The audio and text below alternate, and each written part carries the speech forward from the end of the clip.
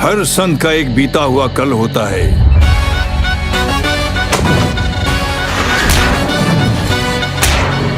और हर पापी का एक आने वाला कल होता है।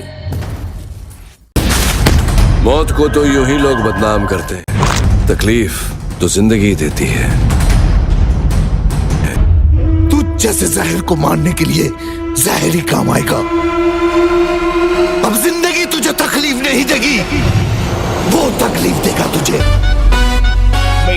हमारा सिर्फ एक ही बिजनेस होवे, ट्रांसपोर्ट का।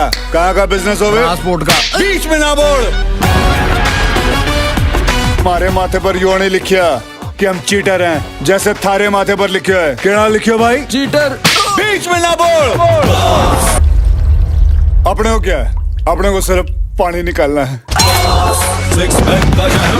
हिसाब चुकता करना आया है तो बीच में आना।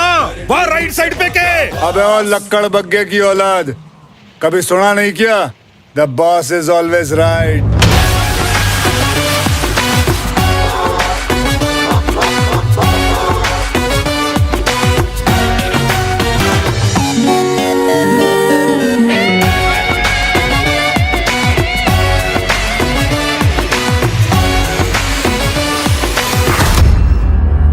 अब पासा पलटेगा, बाजी बदलेगी। तेरी ही मिट्टी पर तेरे खानदान के साथ तुझे मिट्टी में मिलाऊंगा।